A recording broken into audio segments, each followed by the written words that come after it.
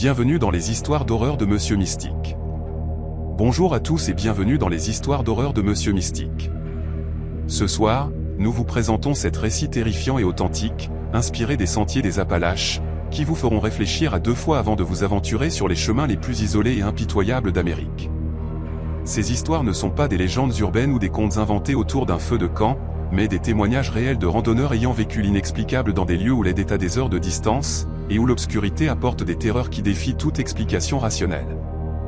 Des disparitions mystérieuses aux rencontres avec des individus qui ne devraient pas exister dans ces régions reculées, chaque récit a été compilé à partir de témoignages directs et d'incidents documentés qui continuent de déconcerter les enquêteurs.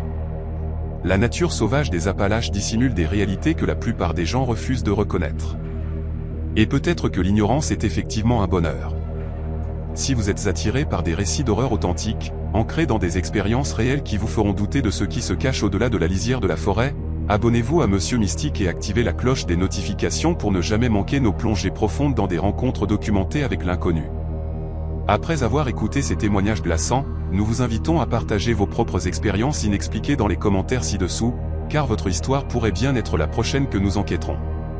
Installez-vous confortablement, car nous allons plonger au cœur des ténèbres qui attendent le long des sentiers. Aurora Hartwell avait toujours trouvé la paix dans la solitude, particulièrement celle qu'on ne peut découvrir qu'au plus profond de la nature sauvage. À 28 ans, elle avait passé une grande partie de sa vie adulte à explorer le sentier des Appalaches, section par section, documentant ses voyages dans des carnets de cuir usé qui garnissaient les étagères de son appartement à Richmond. Elle n'était ni imprudente ni naïve quant aux dangers des lieux isolés. Elle emportait toujours l'équipement adéquat, transmettait des itinéraires détaillés à sa sœur cadette, Melissa, et respectait les caprices imprévisibles de la météo en montagne. Ses amis la décrivaient comme méthodique et prudente, quelqu'un qui évaluait les risques avant de les prendre. Ces qualités rendirent ce qui arriva finalement à Aurora d'autant plus dérangeant et inexplicable. À la fin du mois d'octobre, Aurora planifia une randonnée en solitaire de 5 jours à travers l'une des sections les plus isolées du sentier, qui serpentait dans le sud-ouest de la Virginie. Ce tronçon était rarement fréquenté en automne, surtout en semaine, ce qui convenait parfaitement à son goût pour la contemplation silencieuse. Elle avait étudié l'itinéraire en détail, marquant les sources d'eau et les abris sur ses cartes topographiques. La météo annonçait des cieux dégagés et des températures douces, des conditions idéales pour une randonnée de fin de saison. Le 23 octobre, elle embrassa sa sœur, promit un message depuis le début du sentier, et conduisit sa vieille Subaru jusqu'au parking où commencerait son aventure. Melissa reçut ce message à 9h17. Ce serait la dernière communication que quiconque recevrait d'Aurora. Les 2 premiers jours de la randonnée d'Aurora se déroulèrent sans incident, du moins selon les preuves reconstituées plus tard par les enquêteurs. Elle signa le registre de 2 abris différents, son écriture soignée et détendue. D'autres randonneurs qui passèrent par ces mêmes abris les jours suivants se souviendraient d'avoir lu ces notes, décrivant un magnifique feuillage d'automne et des après-midi anormalement chauds. Un couple de retraités de Pennsylvanie raconta aux autorités avoir brièvement croisé Aurora le matin de son 3e jour. Ils la décrivirent comme joyeuse et énergique, s'arrêtant pour admirer un faucon planant au-dessus d'elle. Elle avait mentionné son intention d'atteindre l'abri suivant avant la nuit, un objectif raisonnable compte tenu de la distance et du terrain. Le couple continua vers le nord tandis qu'Aurora se dirigeait vers le sud, et ils ne la revirent jamais. Aurora atteignit bien cet abri le 3e soir. Sa signature apparut dans le registre, daté du 25 octobre. L'entrée elle-même fut la première indication qu'un événement inhabituel avait commencé à se produire. Contrairement à ses notes précédentes, soignées et descriptives, cette entrée était brève et quelque peu décousue. Elle écrivit avoir entendu des sifflements étranges tout au long de l'après-midi, une série de sons aigus qui semblaient la suivre le long du sentier. Elle nota que ces sons ne correspondaient à aucun chant d'oiseau qu'elle connaissait. Ils semblaient se déplacer dans la forêt, parallèlement à son chemin, maintenant toujours la même distance. Elle avait tenté de se convaincre qu'il s'agissait simplement du vent passant à travers les arbres, ou peut-être d'un type de faune qu'elle ne connaissait pas, mais les sifflements avaient une qualité presque musicale, montant et descendant selon des schémas qui semblaient délibérés. 2 autres randonneurs arrivés à l'abri le lendemain confirmèrent aux enquêteurs avoir également entendu des sifflements inhabituels dans cette même zone. Ils décrivirent l'expérience comme dérangeante, mais pas nécessairement menaçante, plus curieuse qu'effrayante. L'un d'eux, un forestier expérimenté de Virginie occidentale, déclara que ces sons lui rappelaient les vieilles histoires que son grand-père racontait sur les montagnes, des récits de créatures vivant dans les vallées les plus profondes et imitant les sons humains pour attirer les voyageurs hors des sentiers balisés. Il avait toujours rejeté ces histoires comme du folklore, mais entendre ces sifflements de ses propres oreilles l'avait incité à accélérer le pas jusqu'à être bien loin de cette section du sentier. Aucun des deux randonneurs n'avait vu de signe de présence humaine dans la zone, et tous deux notèrent que la densité de la forêt rendait la visibilité au-delà de quelques dizaines de mètres presque impossible. Le dernier emplacement confirmé d'Aurora fut cet abri, le soir du 25 octobre. Ce qui se passa après son réveil le matin du 26 reste un mystère total. Lorsqu'elle ne se présenta pas au point de départ du sentier le 28 octobre comme prévu, Melissa contacta immédiatement les autorités du parc. Les rangers, connaissant la réputation d'Aurora en tant que randonneuse responsable, prirent le rapport au sérieux et lancèrent des recherches dès cet après-midi-là. Ils se rendirent à l'abri où elle avait signé pour la dernière fois et commencèrent à explorer les environs, suivant le sentier dans les deux directions tout en fouillant la forêt environnante à la recherche de tout signe de sa présence. Les recherches s'intensifièrent rapidement au cours des jours suivants. Des bénévoles se joignirent aux rangers et aux équipes professionnelles de recherche et sauvetage. Des hélicoptères équipés de caméras thermiques survolèrent la canopée, à la recherche de toute signature thermique pouvant indiquer un randonneur perdu ou blessé. Des chiens renifleurs furent amenés et leur fut donnée une odeur d'Aurora à partir de vêtements fournis par Melissa. Les chiens suivirent une piste menant au sud depuis l'abri, dans la direction qu'Aurora aurait dû emprunter. Mais à environ 5 km de l'abri, à un endroit où le sentier traversait une zone particulièrement dense de vieilles forêts, les chiens devinrent agités et confus, tournant en rond dans la même zone avant de perdre complètement la piste. Les maîtres chiens trouvèrent ce comportement inhabituel et préoccupant. D'après leur expérience, les chiens perdaient une piste lorsque celle-ci était effacée par l'eau ou lorsque le sujet montait dans un véhicule. Aucune de ces explications ne semblait s'appliquer ici. C'est lors de ces recherches intensives, 6 jours après la disparition d'Aurora, que les secouristes firent une première découverte troublante. Un jeune bénévole repéra le sac à dos d'Aurora accroché à une branche d'arbre, à environ 4 mètres du sol. L'emplacement se trouvait à environ 400 mètres du sentier balisé, dans une zone de forêt si dense que la lumière du soleil pénétrait à peine jusqu'au sol. Le sac à dos avait été soigneusement accroché, ni jeté ni abandonné, et ne présentait aucun signe de dommage ou de lutte. Tout ce dont Aurora avait besoin pour survivre s'y trouvait encore, son système de filtration d'eau, ses provisions d'urgence, sa nourriture, sa trousse de premiers secours et ses vêtements de rechange. Son identification et son argent étaient toujours dans une poche intérieure. Son téléphone portable, éteint mais intact, fut retrouvé dans une poche latérale. Encore plus déroutant, son journal était toujours là, et la dernière entrée correspondait à ce qu'elle avait écrit dans le registre de l'abri au sujet des sifflements. Rien n'indiquait ce qui avait pu l'inciter à retirer son sac à dos et à l'accrocher avec tant de soin dans un endroit aussi improbable. La deuxième découverte eut lieu 2 jours plus tard. Une équipe de recherche travaillant selon un motif en gris trouva les bottes de randonnée d'Aurora, placées côte à côte sur un rocher plat, à environ 50 mètres de l'endroit où son sac à dos avait été retrouvé. Les bottes étaient positionnées avec une précision presque rituelle, les lacets rentrés à l'intérieur, pointant vers le nord. Le rocher se trouvait dans une petite clairière entourée de sapins anciens, un endroit qui semblait étrangement séparé de la forêt environnante. Plusieurs secouristes avouèrent plus tard s'être sentis mal à l'aise dans cette clairière, bien qu'aucun ne pût expliquer exactement pourquoi. Les bottes montraient une usure normale compatible avec 3 jours de randonnée, mais aucun dommage ni tache de sang. L'examen médico-légal ne révéla aucune preuve utile. La surface du rocher était trop rugueuse pour conserver des empreintes de pas, et le sol de la forêt était recouvert de décennies d'aiguilles tombées, ne révélant rien. Ces découvertes déclenchèrent une recherche encore plus intensive. Si Aurora avait retiré ses bottes, la logique suggérait qu'elle n'avait pas pu aller bien loin. Les personnes souffrant d'hypothermie enlèvent parfois leurs vêtements dans un phénomène appelé « déshabillage paradoxal », mais le temps avait été doux et Aurora était bien équipée. La déshydratation ou une blessure aurait pu causer de la désorientation, mais ses provisions avaient été abandonnées, non utilisées. Les enquêteurs envisagèrent toutes les possibilités. Aurait-elle rencontré quelqu'un? Les relevés téléphoniques ne montraient aucun contact suspect. Fuyait-elle quelque chose? Il n'y avait aucun signe de poursuite ou de lutte.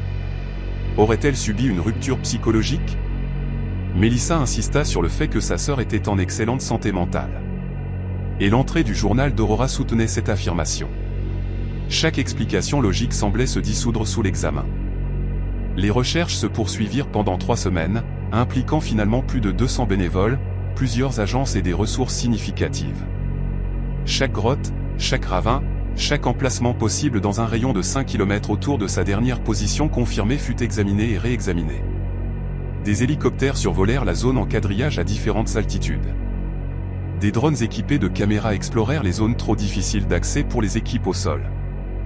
Des plongeurs vérifièrent un ruisseau traversant la zone de recherche, bien qu'il semblât peu probable qu'Aurora soit entrée dans l'eau après avoir retiré ses bottes. Malgré tous ces efforts, aucune trace supplémentaire d'elle ne fut trouvée. Aucun pas, aucun vêtement déchiré, aucune végétation perturbée indiquant un passage.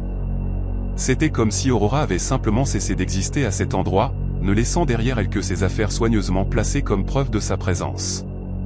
Les théories se multiplièrent, chacune plus troublante que la précédente. Certains enquêteurs se demandèrent en privé si Aurora avait mis en scène sa propre disparition, mais cette théorie s'effondra sous le poids des preuves contradictoires. Ses comptes bancaires restèrent intacts. Elle n'avait ni dette, ni ennemi, ni raison de fuir sa vie. Ses relations étaient stables et positives. Rien ne suggérait qu'elle voulait disparaître. D'autres enquêteurs envisagèrent la possibilité d'un crime, mais la logistique semblait impossible. Comment quelqu'un aurait-il pu enlever une randonneuse expérimentée et en bonne condition physique dans une forêt dense sans laisser de traces de lutte ou de transport? L'endroit où ses affaires furent retrouvées était inaccessible en véhicule, et transporter une personne inconsciente ou résistante à travers ce terrain aurait été extrêmement difficile et aurait sûrement laissé des signes de passage. Les résidents locaux proposèrent leurs propres explications, souvent enracinées dans le folklore des Appalaches, remontant à des générations. Ils parlaient de failles dans les montagnes où les gens sortaient du monde normal pour entrer dans autre chose. Des endroits où la frontière entre notre réalité et une autre devenait mince. Ils mentionnèrent les sifflements, hochant la tête comme si l'entrée du journal d'Aurora confirmait des soupçons qu'ils nourrissaient depuis des années. Les anciens se souvenaient d'autres disparitions au fil des décennies. Des randonneurs et des chasseurs qui s'étaient enfoncés dans la forêt pour ne jamais revenir. Leur sort n'avait jamais été élucidé. Certaines de ces histoires étaient documentées. D'autres n'existaient que dans la tradition orale, transmise à travers les familles ayant vécu à l'ombre des montagnes depuis des siècles. Les enquêteurs écoutèrent poliment, mais continuèrent à chercher des explications rationnelles. Alors que les semaines se transformaient en mois, les recherches furent finalement réduites, puis suspendues. Le dossier d'Aurora resta ouvert, mais l'enquête active cessa. Sa famille refusa d'abandonner l'espoir. Melissa prit un congé de son travail et passa des mois à arpenter les sentiers elle-même, appelant le nom de sa sœur jusqu'à ce que sa voix s'éteigne, laissant des notes dans chaque abri, suppliant qu'on lui donne des informations. Elle organisa des groupes de recherche bénévoles le week-end, se concentrant sur des zones que les recherches officielles avaient peut-être négligées. Elle étudia les cartes jusqu'à pouvoir naviguer dans la région de mémoire, cherchant un schéma ou un indice qui pourrait expliquer ce qui s'était passé. Elle ne trouva rien. L'anniversaire de la disparition d'Aurora passa, puis un autre. Melissa créa un site web dédié à l'affaire de sa sœur, y publiant chaque détail qu'elle pouvait rassembler, espérant que quelqu'un reconnaîtrait quelque chose de significatif qui aurait été négligé. Le site reçut des milliers de visiteurs, mais ne généra aucune piste utile. Les gens partagèrent leurs propres expériences inexpliquées dans la nature sauvage des Appalaches, créant une étrange archive numérique d'Ancounte qui défiait toute explication. Mais aucune ne rapprocha les autorités de la compréhension de ce qui était arrivé à Aurora. 3 ans après la disparition d'Aurora, Melissa reçut une lettre sans adresse de retour, oblitérée dans une petite ville du Tennessee. À l'intérieur se trouvait une seule photographie, légèrement floue, montrant une section de forêt que Melissa identifia finalement comme étant dans la zone de recherche où sa sœur avait disparu. En arrière-plan, à peine visible parmi les arbres, se trouvait une silhouette qui aurait pu être humaine. La qualité de la photographie rendait toute identification impossible, et l'analyse médico-légale fut inconclusive. Cela aurait pu être Aurora. Cela aurait pu être un autre randonneur. Cela aurait pu être une ombre ou un jeu de lumière. La photographie souleva plus de questions qu'elle n'en résolut, et l'expéditeur ne se présenta jamais pour expliquer comment il avait pris cette photo ou pourquoi il avait attendu 3 ans pour la partager. Les enquêteurs examinèrent l'image en détail, mais ne purent en extraire aucune information exploitable. Aurora Hartwell reste portée disparue. Son dossier repose dans un tiroir quelque part, périodiquement réexaminé lorsque des disparitions similaires se produisent, mais essentiellement classé sans suite. La section du sentier où elle a disparu continue d'attirer des randonneurs, la plupart ignorant ce qui s'y est passé. Ceux qui savent tendent à traverser rapidement cette zone, campant dans d'autres abris, évitant la forêt profonde où ces affaires ont été retrouvées. Certains randonneurs rapportent entendre des sifflements inhabituels dans cette région, bien qu'ils en parlent rarement officiellement, par crainte d'être moqués ou ignorés. La forêt garde ses secrets, et ce qui est arrivé à Aurora pendant ces heures manquantes entre sa dernière entrée dans le registre et la découverte de ses affaires abandonnées reste connu des seules montagnes ancestrales. Sa famille continue de chercher des réponses qui ne viendront peut-être jamais, piégée dans un état d'incertitude sans fin, peut-être pire que toute conclusion définitive.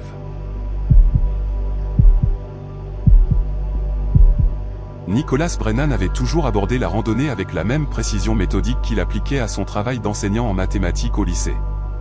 À 32 ans, il planifiait chaque aspect de ses aventures en plein air avec une attention minutieuse aux détails, créant des tableaux de suivi qui enregistraient les kilomètres parcourus, le dénivelé, les sources d'eau et les emplacements des abris.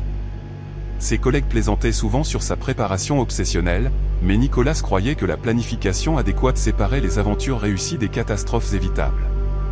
Lorsqu'il décida de passer ses vacances de printemps à parcourir une section de 65 km du sentier des Appalaches en Pennsylvanie, il passa des semaines à étudier l'itinéraire, à analyser les schémas météorologiques et à s'assurer que son équipement répondait à tous ses besoins possibles.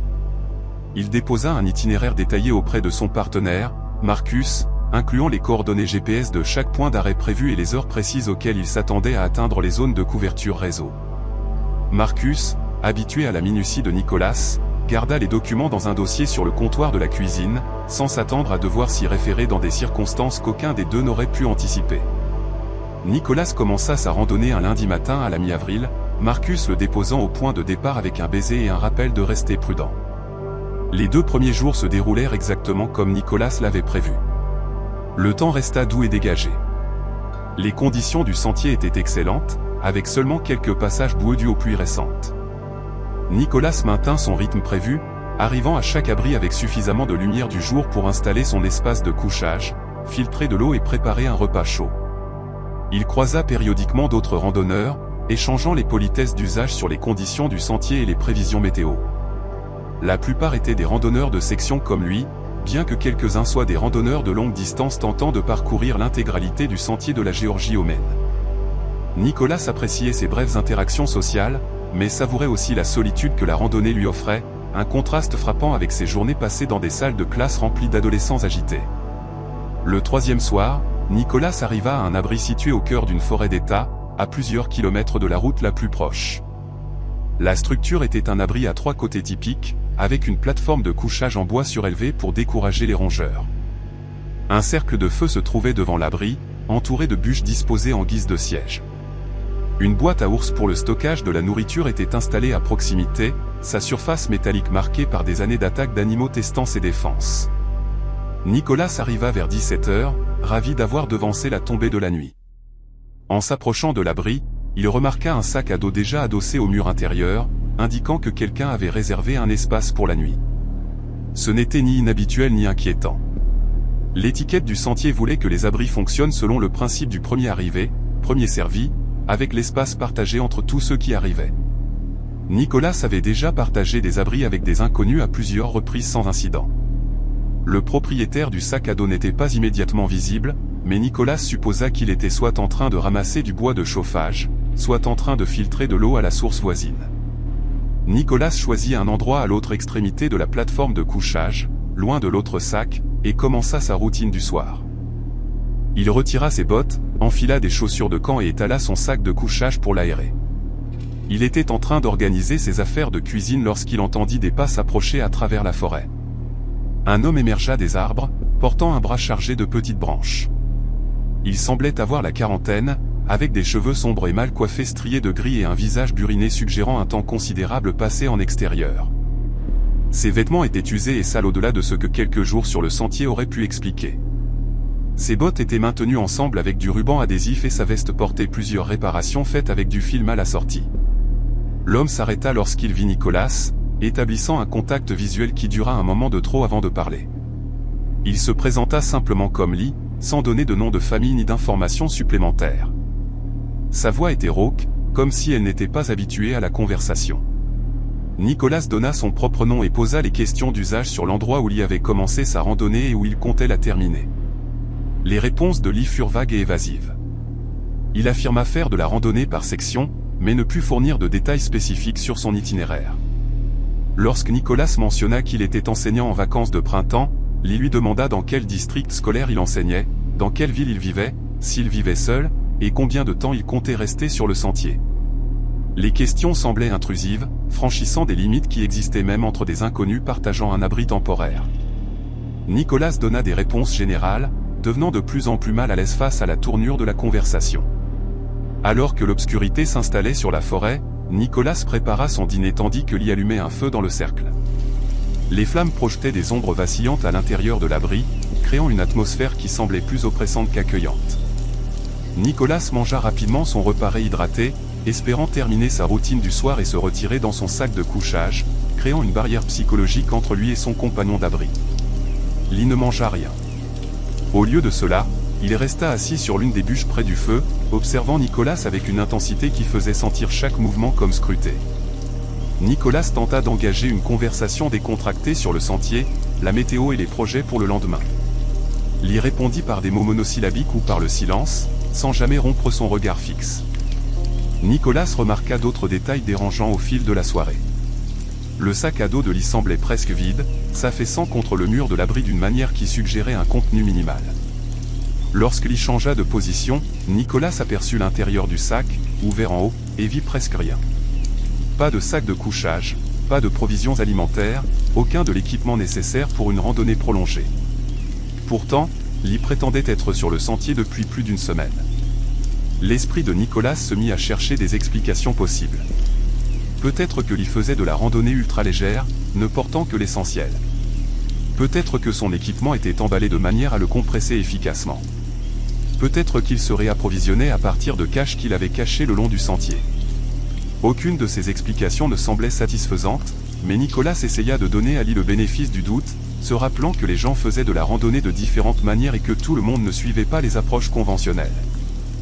Vers 21h, Nicolas annonça qu'il allait se coucher, espérant que cela établirait des limites pour la nuit. Il grimpa sur la plateforme de couchage, retira ses chaussures de camp et glissa dans son sac de couchage, entièrement habillé. Il se positionna face à l'avant ouvert de l'abri, le dos contre le mur, s'assurant de pouvoir voir tout l'espace intérieur et le feu au-delà. Lee resta près du feu, toujours assis dans cette même position vigilante. Nicolas ferma les yeux mais ne dormit pas. Il entendait chaque son avec une conscience aiguë, le crépitement du feu, le vent traversant les arbres, le cri lointain d'un hibou. Il entendit Lee bouger enfin. Des pas s'approchant de l'abri, des bottes raclant contre la plateforme en bois alors que Lee grimpait. Nicolas maintint sa respiration dans un rythme régulier, feignant le sommeil tout en restant extrêmement alerte. Il avait placé son couteau de poche à portée de main avant de se glisser dans son sac de couchage, et il pouvait sentir son poids rassurant près de sa main. Lee se déplaça dans l'abri, et Nicolas entendit un bruit qui ressemblait à un tapis de sol qu'on déroule, mais les sons semblaient étranges, trop délibérés, trop contrôlés. Nicolas risqua d'ouvrir les yeux en fente, juste assez pour voir à travers ses cils sans paraître manifestement éveillé. Ce qu'il vit fit battre son cœur plus vite. Lee ne se préparait pas à dormir. Il était debout près de son sac à dos, retirant quelque chose d'une poche extérieure. L'objet capta la lumière de la lune filtrant dans l'abri, révélant un éclat métallique. Pendant plusieurs minutes, qui semblèrent des heures, rien ne se produisit. Nicolas garda sa respiration régulière malgré l'adrénaline qui inondait son système. Lee resta immobile, tenant ce qu'il avait sorti de son sac. Nicolas ne pouvait pas identifier clairement l'objet dans l'obscurité, mais sa taille et sa forme suggéraient quelque chose qui pouvait être utilisé comme une arme. Son esprit catalogua les possibilités, un couteau, une hache, un morceau de tuyau. Les détails importaient moins que le fait évident que Lee ne se préparait pas à dormir, mais semblait plutôt rassembler son courage ou attendre le bon moment pour agir. Nicolas comprit avec une clarté absolue qu'il était en danger immédiat. La formation de Nicolas en tant qu'enseignant incluait des protocoles pour les situations de menace active. Il savait que la passivité face à un danger clair menait souvent à des résultats pires qu'une confrontation directe. Il prit une décision à ce moment-là qui lui sauva probablement la vie. Il se redressa brusquement, alluma sa lampe frontale à son réglage le plus lumineux et parla d'une voix ferme et forte. Il dit qu'il était éveillé, qu'il voyait ce que Lee faisait, et que Lee devait s'expliquer immédiatement. La lumière soudaine et la confrontation directe prirent clairement Lee au dépourvu. Il recula, levant une main pour se protéger les yeux de la lumière de la lampe frontale. Nicolas vit maintenant clairement l'objet dans l'autre main de Lee. C'était effectivement un couteau de chasse à lame fixe d'au moins 15 cm. Pendant un moment, les deux hommes se fixèrent à travers l'intérieur de l'abri, l'un tenant une lumière et l'autre une lame. Nicolas ne rompit pas le contact visuel ni ne montra de peur, bien que son cœur battît violemment dans sa poitrine. Il dit à Lee qu'il partait, qu'il allait faire ses bagages et quitter immédiatement les lieux, et que Lee devait rester exactement où il était. Lee ne répondit rien, mais quelque chose dans sa posture changea. La tension prédateur sembla se dégonfler légèrement. Nicolas bougea rapidement et délibérément, ne tournant jamais le dos à Lee. Gardant sa lampe frontale dirigée vers Lee, il fourra son sac de couchage dans son sac sans le rouler correctement, entassa ses affaires dans son sac à dos sans les organiser, et mit le sac sur ses épaules tout en gardant son propre couteau visible dans sa main. Alors que Nicolas reculait vers le bord de l'abri, Lee bougea soudainement. Il n'avança pas vers Nicolas, mais attrapa plutôt son propre sac presque vide et s'enfuit dans l'obscurité au-delà du cercle de feu. Il se déplaçait rapidement malgré le terrain accidenté, disparaissant dans la forêt en quelques secondes. Nicolas n'attendit pas pour voir s'il y reviendrait. Il descendit de la plateforme de l'abri, attrapa ses bouteilles d'eau là où elles se trouvaient près du feu, et commença à marcher vers le sud sur le sentier, éclairé par sa lampe frontale. Il savait que c'était dangereux. Marcher de nuit comportait des risques importants de blessures dues aux chutes ou à la perte de repères. Mais ces risques semblaient bien préférables à celui de rester dans cet abri avec un homme qui s'était tenu au-dessus de lui avec un couteau à la main. Nicolas marcha pendant 4 heures dans l'obscurité, poussé par la peur et l'adrénaline. Il ne s'arrêta pas avant d'atteindre une route forestière peu après 2 heures du matin. Il suivit la route vers l'est jusqu'à ce qu'il tombe sur un camp de chasse où 2 hommes commençaient leurs préparatifs matutins. Ils furent compréhensiblement surpris de voir un randonneur émerger de l'obscurité et encore plus surpris lorsque Nicolas leur expliqua ce qui s'était passé. Ils lui offrirent immédiatement l'usage de leur téléphone et Nicolas appela Marcus, qui commença le trajet de 3 heures pour venir le chercher. Nicolas appela également la police d'État de Pennsylvanie pour signaler l'incident. Les hommes du camp de chasse restèrent avec lui jusqu'à l'arrivée de Marcus et de la police, peu avant l'aube. La police d'État prit la déclaration de Nicolas au sérieux, en particulier lorsqu'ils vérifièrent leur base de données et découvrirent qu'un homme correspondant à la description de Lee était recherché pour interrogatoire en lien avec une agression contre un autre randonneur 6 mois plus tôt. Cet incident s'était produit sur une autre section du sentier des Appalaches, à environ 130 km au nord.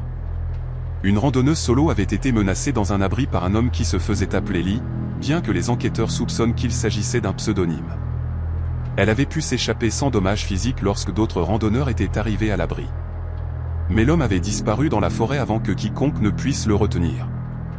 D'autres signalements existaient concernant un homme correspondant à la même description, agissant de manière suspecte autour des abris et suivant des randonneurs solitaires, en particulier des femmes.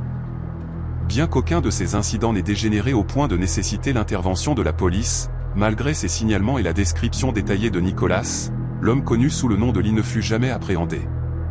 Les enquêteurs soupçonnèrent qu'il vivait dans la nature, se déplaçant entre les sections du sentier et évitant les zones à fort trafic de randonneurs ou à présence policière. Les « anges de la piste » et les opérateurs d'auberges de toute la Pennsylvanie reçurent des bulletins avec sa description et des avertissements pour signaler toute observation, mais aucun contact confirmé ne se produisit. C'était comme s'il s'était fondu dans la nature, devenant partie intégrante de la forêt elle-même. Cette réalisation hanta Nicolas peut-être plus que le danger immédiat qu'il avait affronté. L'idée que ce prédateur rôdait encore, traquant d'autres randonneurs sur des sections isolées du sentier, était profondément troublante. Nicolas ne revint jamais sur le sentier des Appalaches. L'expérience avait brisé le sentiment de sécurité qu'il avait toujours ressenti dans la nature sauvage. Marcus soutint entièrement sa décision, soulagé que Nicolas ait survécu à une rencontre qui aurait facilement pu se terminer autrement. Nicolas fait encore occasionnellement de la randonnée, mais uniquement sur des sentiers locaux très fréquentés, en plein jour et toujours accompagné. Il passa le reste de ses vacances de printemps chez lui, incapable de chasser le souvenir de ses heures passées dans l'abri et du moment où il avait ouvert les yeux pour voir Lee debout au-dessus de lui, ce couteau captant la lumière de la lune. L'affaire reste ouverte dans les dossiers de la police d'État de Pennsylvanie, périodiquement recoupés lorsque de nouveaux incidents pouvant être liés se produisent. Les organisations de randonnée ont renforcé leurs efforts d'éducation à la sécurité, soulignant que, bien que les crimes violents sur le sentier des Appalaches soient statistiquement rares, ils ne sont pas impossibles.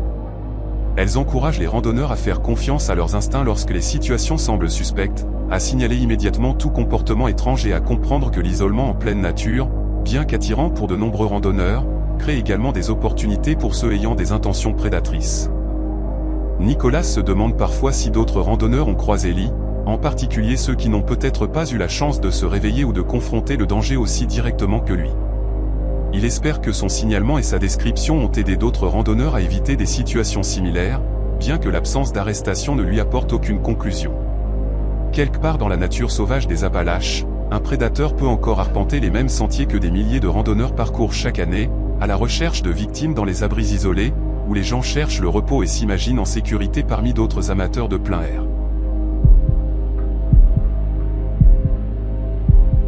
Ellie Morrison attendait ce voyage de randonnée depuis des mois.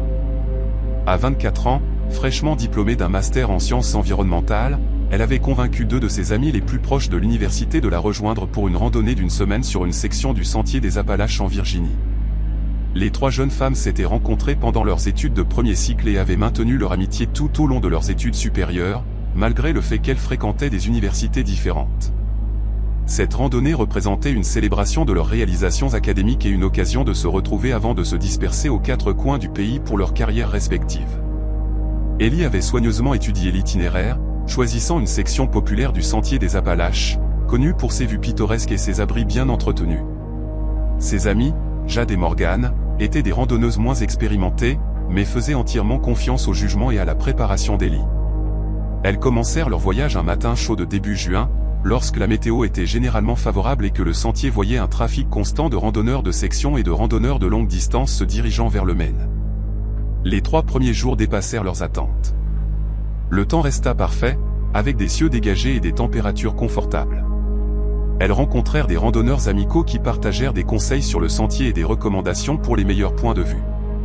Elles nagèrent dans des ruisseaux de montagne, admirèrent des couchers de soleil depuis des belvédères rocheux et s'endormirent chaque nuit, épuisées mais satisfaites. Le défi physique de la randonnée avec des sacs à dos complets s'avéra plus exigeant que Jade et Morgan ne l'avaient anticipé, mais elles s'adaptèrent rapidement, trouvant leur rythme et gagnant en confiance à chaque kilomètre parcouru. Le 4e soir, elles arrivèrent à un abri que le guide d'Ellie décrivait comme l'un des plus pittoresques de cette section du sentier. La structure se trouvait dans une petite clairière entourée de chênes imposants, avec une source fiable située à une courte distance sur un sentier latéral marqué. Selon le guide, cet abri était généralement rempli à capacité pendant la haute saison, obligeant parfois les arrivants tardifs à monter leur tente dans les environs.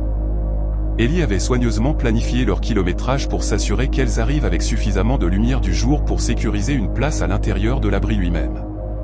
Préférant le réconfort psychologique des murs et d'un toit à la vulnérabilité d'une tente, elles atteignirent l'abri vers 18 h, surprises de le trouver complètement vide. Aucun autre sac n'était adossé au mur. Personne n'occupait la plateforme de couchage. Le cercle de feu ne montrait aucun signe d'utilisation récente. Cela frappa Ellie comme inhabituel, étant donné la période de l'année et la réputation de l'abri comme point d'arrêt populaire. Mais elle raisonna que le trafic sur le sentier pouvait être imprévisible. Peut-être que la plupart des randonneurs avaient poussé jusqu'à l'abri suivant. Ou peut-être que beaucoup avaient pris un itinéraire différent. Les 3 amis choisirent leur place pour dormir, étalant leur équipement sur la plateforme avec le luxe d'un espace abondant. Elles filtrèrent de l'eau de la source, préparèrent leur dîner et s'installèrent pour regarder le soleil disparaître derrière les montagnes. Alors que l'obscurité s'installait, l'atmosphère dans la clairière commença à se sentir subtilement différente. La camaraderie joyeuse qui avait caractérisé leur routine du soir s'estompa en une humeur plus silencieuse et vigilante. Aucune des femmes ne pouvait identifier exactement ce qui avait changé, mais elles le sentaient toutes. La forêt semblait trop silencieuse, manquait de la chorale habituelle d'insectes et d'animaux nocturnes. L'air était lourd et immobile malgré une brise traversant les cimes des arbres. Morgan mentionna se sentir mal à l'aise, comme si elles étaient observées, mais ne vit rien lorsqu'elle balaya les bois environnants avec sa lampe frontale. Jade rit nerveusement et suggéra qu'elles étaient simplement fatiguées et laissaient leur imagination s'emballer dans l'obscurité inhabituelle. Vers 21 h, alors qu'elles se préparaient pour dormir, elles entendirent des pas. Le son venait de quelque part au-delà de l'abri, se déplaçant à travers la forêt avec un rythme lent et délibéré. Ellie appela, supposant qu'un autre randonneur approchait de l'abri et voulant annoncer leur présence de manière amicale. Elle ne reçut aucune réponse. Les pas continuèrent, maintenant le même rythme pressé. Les 3 femmes se regardèrent avec une inquiétude croissante. Ellie appela à nouveau, plus fort cette fois, s'identifiant elle-même et ses amis et demandant si quelqu'un était là. À nouveau, le silence, à l'exception des pas qui semblaient tourner autour de l'abri plutôt que de s'en approcher directement. Morgan suggéra que ce pouvait être un animal, peut-être un cerf ou un ours traversant la zone. Mais le schéma du son ne correspondait pas au mouvement d'un animal. Les pas étaient trop réguliers, trop espacés de manière égale, trop clairement bipèdes. Ils sonnaient comme des bottes sur le sol de la forêt, dispersant les feuilles et cassant occasionnellement de petites branches. Les trois femmes se rapprochèrent sur la plateforme de couchage, dirigeant leur lampe frontale vers la source du son. Les faisceaux ne révélèrent que des arbres et de l'obscurité. Ce qui faisait les pas rester hors de portée de leur lumière, maintenant une distance constante de l'abri. Pendant près d'une heure, les pas continuèrent leur circuit autour de l'abri. Ils ne se rapprochèrent jamais. Ils ne s'éloignèrent jamais dans la distance. Ils ne dévièrent jamais de ce même rythme mesuré. L'effet psychologique fut profond. Ellie considéra leurs options. Elles pouvaient abandonner l'abri et partir en randonnée à la lampe frontale, mais cela semblait potentiellement plus dangereux que de rester où elles étaient. Elles pouvaient faire du bruit, essayer de faire fuir ce qui les entourait, mais le manque total de réponse à leurs appels précédents suggérait que cela serait inefficace. Elles pouvaient attendre, espérant que ce qui était dehors finirait par perdre intérêt et partir. Elles choisirent la dernière option, se blottissant ensemble sur la plateforme de couchage avec leurs couteaux et bâtons de randonnée à portée de main. Finalement, les pas s'arrêtèrent. Le silence soudain se sentit presque pire que le son avait été. Les trois femmes restèrent dans l'obscurité, tendant l'oreille pour toute indication d'où la source des pas était partie. Les minutes passèrent sans aucun son sauf leur propre respiration et le vent dans les arbres au-dessus. Jade chuchota que peut-être cela était finalement parti. Ellie était sur le point d'être d'accord lorsque Morgan agrippa son bras fermement, pointant vers l'entrée de l'abri. Les trois femmes se retournèrent pour regarder et leurs lampes frontales illuminèrent une silhouette immobile dans l'ouverture. La silhouette semblait humaine en forme générale, debout et mesurant environ 1,80 m. Mais les détails étaient erronés ou absents. La lampe frontale semblait incapable de l'illuminer correctement, comme si la lumière était absorbée plutôt que réfléchie. Elle pouvait distinguer une silhouette, mais aucun trait, aucun détail vestimentaire, rien qui identifierait cela comme une personne spécifique. Cela se tenait simplement là, bloquant l'entrée, complètement silencieux et immobile. Aucune des trois femmes ne pouvait bouger. Elles étaient figées, non par une contrainte physique, mais par une peur primitive qui verrouillait leurs muscles et leur volait leur voix. La silhouette resta dans l'entrée pendant ce qui sembla une éternité, mais fut probablement moins d'une minute. Puis, sans transition ni mouvement qu'elles purent percevoir, elle n'était plus là. Elle ne s'était pas retournée. Elle n'avait pas reculé dans la forêt. Elle avait simplement cessé d'être présente. Les trois femmes ne dormirent pas cette nuit-là. Elles restèrent pressées les unes contre les autres sur la plateforme de couchage, gardant leurs lampes frontales allumées malgré le fait de savoir que les piles se déchargeraient. Désirant désespérément le réconfort psychologique de la lumière, même si cela n'avait rien fait pour illuminer correctement la silhouette, elles prirent des tours de garde de l'entrée. Bien qu'aucune d'elles ne crût vraiment que le sommeil était possible pour l'une d'elles, chaque petit son de la forêt les faisait sursauter. Chaque ombre projetée par leur lumière semblait potentiellement menaçante. Elles parlèrent très peu, comme si elles craignaient que leur voix n'attire le retour de ceux qui s'étaient tenus dans cette entrée. L'aube arriva avec une lenteur agonisante. Dès que la première lumière grise de l'avant-aube rendit la forêt visible sans lampe frontale, les trois femmes firent leur sac avec une rapidité frénétique. Elles ne prirent pas de petit déjeuner. Elles ne filtrèrent pas d'eau fraîche. Elles voulaient simplement quitter cet abri et mettre autant de distance que possible entre elles et ce qu'elles avaient vécu pendant la nuit. Elles marchèrent rapidement malgré leur épuisement, ne s'arrêtant que lorsqu'elles atteignirent un croisement de route où elles purent obtenir un signal de téléphone portable et appeler quelqu'un pour venir les chercher. Elles signalèrent l'incident au gardien du parc, décrivant tout ce qu'elles avaient témoigné aussi précisément que possible tout en reconnaissant à quel point cela semblait étrange et incroyable. Le gardien qui prit leur rapport écouta sans jugement et prit des notes dans son journal d'incident. Il mentionna que cet abri en particulier avait une histoire, bien qu'il semblât réticent à fournir des détails. Lorsqu'Ellie insista, il admit que d'autres randonneurs avaient signalé des expériences inhabituelles à cet endroit au fil des ans. Des pas inexpliqués étaient couramment mentionnés. Plusieurs randonneurs avaient décrit avoir vu des silhouettes qui ne se comportaient pas comme des personnes normales. Un randonneur de longue distance avait abandonné sa tentative de compléter le sentier après avoir passé une nuit dans cet abri, traumatisé par quelque chose qu'il refusait de décrire en détail. Le gardien les assura que la zone serait investiguée. Bien qu'il ne pût promettre aucune explication pour ce qu'elles avaient vécu, il suggéra que l'isolement et l'obscurité pouvaient jouer des tours à la perception, que la fatigue et le stress pouvaient créer des hallucinations puissantes, que les phénomènes naturels étaient souvent mal interprétés comme des événements surnaturels. Ellie comprit qu'il essayait de fournir des explications rationnelles, mais elle savait ce qu'elle avait vu. Jade et Morgan aussi. Ceux qui avaient fait le tour de cet abri et s'étaient tenus dans son entrée avaient été réels et présents, pas un tour de l'esprit fatigué ou de l'imagination hyperactive. Aucune des 3 femmes ne termina leur randonnée d'une semaine comme prévu. Elles rentrèrent chez elles tôt, ébranlées par une expérience qui violait leur compréhension de ce qui était possible. Ellie, dont les projets de carrière impliquaient un travail de terrain dans des endroits reculés, se mit à douter de sa capacité à gérer l'isolement qu'elle avait autrefois embrassé.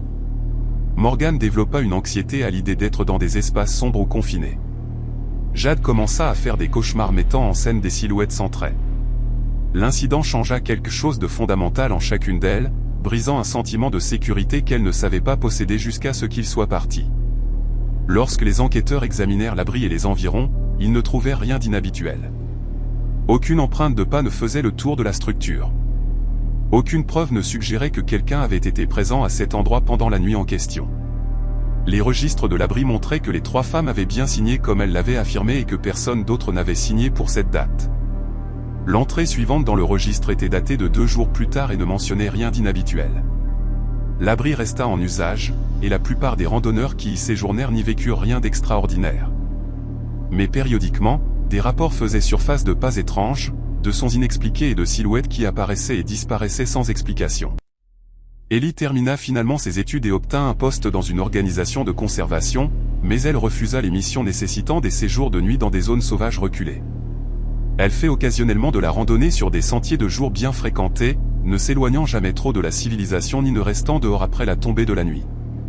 Elle maintient le contact avec Jade et Morgan et parfois, elles discutent de cette nuit-là, essayant de donner un sens à ce qu'elles ont vécu.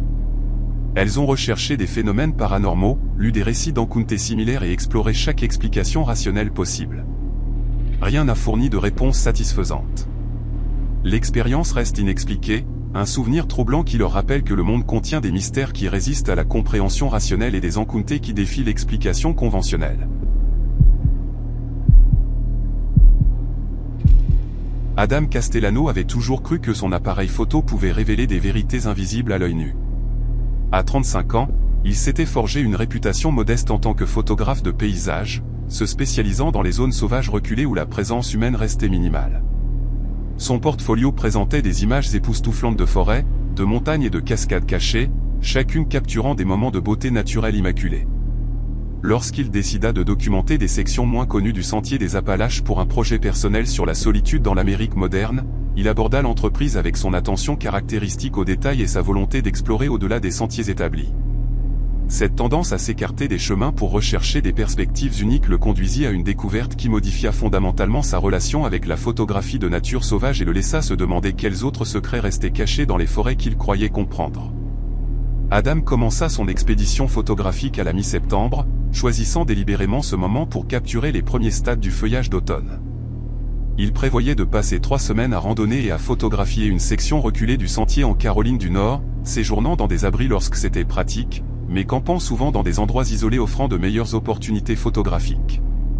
Son sac était lourd avec l'équipement photographique, les objectifs, les filtres et les batteries nécessaires pour maintenir son matériel chargé pendant de longues périodes loin de la civilisation. Il avait randonné et photographié dans des zones sauvages depuis plus d'une décennie, et le poids et la logistique du transport d'équipements professionnels lors de voyages de plusieurs jours ne l'intimidaient plus. La première semaine se déroula de manière productive. Adam captura des dizaines d'images dont il était convaincu qu'elles renforceraient son portfolio. Le temps coopéra, offrant des formations nuageuses dramatiques et le genre de lumière diffuse qui rendait la photographie de forêt particulièrement gratifiante. Il rencontra peu d'autres randonneurs, ce qui convenait parfaitement à son projet. Son travail se concentrait sur les thèmes de l'isolement et de la relation humaine avec la nature sauvage intacte, et l'absence d'autres personnes dans ces cadres renforçait ces concepts. Il se déplaçait lentement à travers le paysage, randonnant parfois seulement quelques kilomètres en une journée complète lorsqu'il trouvait des endroits exigeant une attention photographique approfondie. Le 8e jour, Adam suivait le sentier principal lorsqu'il remarqua un belvédère indiqué sur sa carte topographique. La carte indiquait que le point de vue se trouvait à environ 400 mètres du sentier établi, accessible par ce qui semblait être un sentier d'usage créé par des randonneurs précédents recherchant la même vue. Adam décida de faire ce petit détour, calculant que la perspective surélevée pourrait offrir des opportunités de composition uniques. Il marqua soigneusement son point de départ avec son appareil GPS, s'assurant de pouvoir naviguer de retour vers le sentier principal sans difficulté. Le sentier d'usage était faible mais suivable, marqué occasionnellement par des cairns que les visiteurs précédents avaient construits pour guider les autres vers le belvédère. Le point de vue dépassa ses attentes. Depuis un promontoire rocheux, il pouvait voir plusieurs lignes de crête s'éloignant dans la distance, chaque couche rendue dans des nuances progressivement plus claires de bleu par la perspective atmosphérique. Il passa près d'une heure à cet endroit, expérimentant avec différents objectifs et compositions, attendant les conditions de lumière optimales. Alors qu'il travaillait, il remarqua ce qui semblait être un autre sentier faible menant du belvédère plus profondément dans la forêt. Ce chemin ne montrait aucune indication sur sa carte et ne portait aucun marqueur de sentier officiel, mais il était clairement plus substantiel qu'un sentier de gibier. La terre usée et les empreintes de bottes occasionnelles suggéraient un trafic humain, bien que pas récent. La curiosité professionnelle l'emporta sur la prudence. Adam décida de suivre ce chemin non marqué sur une courte distance, raisonnant qu'il pourrait mener à un autre lieu photographique que peu de gens connaissaient.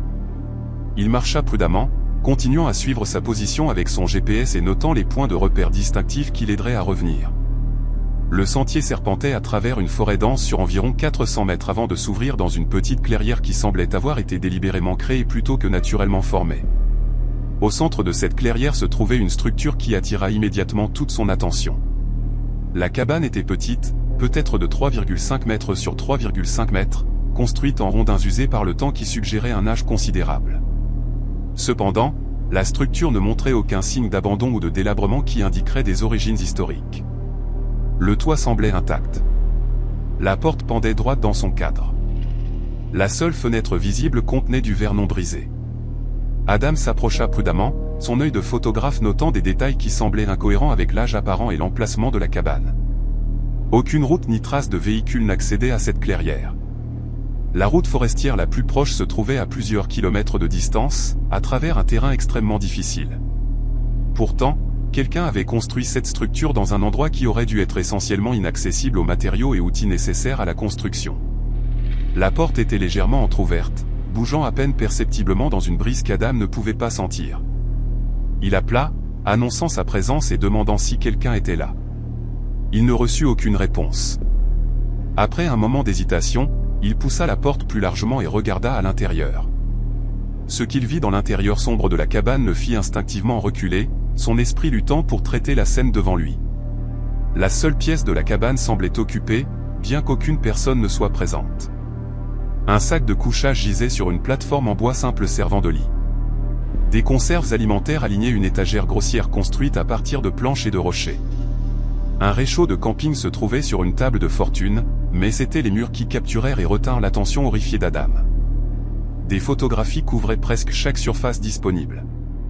Des dizaines d'images, peut-être plus d'une centaine, avaient été épinglées ou collées au mur en rondins en couches superposées. Adam s'approcha, sortant son propre appareil photo et commençant à documenter ce qu'il voyait, ses instincts de photographe prenant le dessus sur son malaise croissant. Chaque photographie montrait des randonneurs sur le sentier des Appalaches. Certaines étaient des gros plans pris avec des objectifs téléobjectifs capturant des individus avec des détails surprenants. D'autres montraient des personnes dans des abris filtrant de l'eau, mangeant des repas, dormant dans leur tente. Aucun des sujets ne semblait conscient d'être photographié. Chaque image avait la qualité de la surveillance plutôt que du portrait. Adam reconnut certains des lieux représentés dans les photographies. Plusieurs montraient l'abri où il avait séjourné 3 nuits plus tôt. D'autres capturaient des sections du sentier qu'il avait parcouru la semaine précédente. Ses mains tremblèrent légèrement alors qu'il photographiait l'affichage mural, son esprit parcourant les implications. Quelqu'un avait systématiquement photographié des randonneurs dans cette zone, collectant ces images comme des trophées ou des spécimens. Le nombre impressionnant de photographies suggérait que cela durait depuis une période prolongée. La gamme de saisons représentée dans les images indiquait une activité sur plusieurs années. Ce n'était pas de la photographie occasionnelle ou une documentation innocente. C'était une surveillance obsessionnelle menée par quelqu'un qui comprenait clairement comment se déplacer dans la forêt sans être détecté. Alors qu'Adam continuait à documenter l'intérieur, il entendit un son qui glaça son sang. Des pas approchaient de la cabane de l'extérieur, se déplaçant avec l'assurance de quelqu'un familier avec le terrain. Adam n'avait que quelques secondes pour prendre une décision. La cabane n'avait ni porte arrière ni sortie alternative. La seule fenêtre était trop petite pour passer rapidement. Il ne pouvait pas partir sans rencontrer la personne qui approchait. Ses yeux balayèrent désespérément l'intérieur de la cabane, cherchant une cachette. Derrière la plateforme de couchage, un espace s'ouvrait entre la plateforme et le mur où les occupants précédents semblaient avoir rangé du matériel. Adam se glissa dans cet espace, tirant son sac après lui et essayant de contrôler sa respiration. Les pas atteignirent la cabane. À travers un petit espace entre les planches, Adam pouvait voir un homme entrer. Il semblait avoir la cinquantaine ou la soixantaine, portant des vêtements qui se fondaient si efficacement avec les couleurs de la forêt qu'il semblait presque comme un camouflage. Il portait un appareil photo avec un objectif téléobjectif coûteux attaché, le genre d'équipement qui pouvait capturer des images détaillées à des distances considérables. L'homme se déplaçait dans le petit espace avec une efficacité pratiquée, posant son appareil photo sur la table et commençant à trier le contenu d'une carte mémoire sur un petit ordinateur portable qui avait été caché à la vue initiale d'Adam. Adam resta immobile, respirant à peine, regardant à travers l'espace tandis que l'homme faisait défiler les images récemment capturées. Plusieurs montraient des randonneurs qu'Adam reconnaissait des abris qu'il avait visités pendant son voyage. Une image montrait Adam lui-même, photographié de dos alors qu'il filtrait de l'eau à une source 2 jours plus tôt. Voir sa propre image parmi cette collection troublante envoya une vague de nausée à travers le corps d'Adam. Il avait été observé, documenté, ajouté à l'archive obsessionnelle de cette personne sans son consentement ni sa connaissance. L'homme travailla pendant environ 15 minutes, ce qui sembla des heures à Adam, pressé dans son espace de cachette. Il murmura occasionnellement à lui-même, des fragments de phrases suggérant une sorte de système de catalogage ou une logique organisationnelle qui n'existait que dans son esprit. Il imprima plusieurs images sur une petite imprimante portable, les ajoutant à la collection murale avec une précision minutieuse. Enfin, il rassembla son appareil photo, vérifia les provisions de la cabane et partit. Adam attendit, écoutant les pas s'estomper dans la forêt. Il continua d'attendre, craignant que l'homme ne revienne, redoutant qu'émerger trop rapidement ne mène à une confrontation. Après ce qu'il estima être 30 minutes, Adam se sortit prudemment de sa cachette. Ses muscles s'étaient engourdis à cause de la position inconfortable, et ses jambes protestèrent lorsqu'il se leva. Il se dirigea vers l'entrée de la cabane et regarda dehors prudemment, ne voyant personne.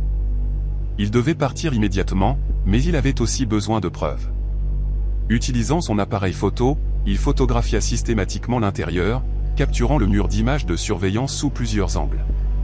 Il photographia la zone de couchage, les provisions, tout ce qui pourrait aider les autorités à identifier l'occupant de la cabane. Il prit les coordonnées GPS et filma en marchant autour de l'extérieur de la cabane, documentant son emplacement exact et sa construction.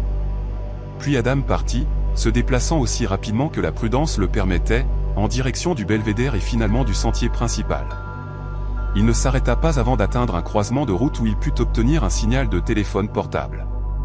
Il appela immédiatement les autorités locales, signalant ce qu'il avait trouvé et transmettant les coordonnées GPS.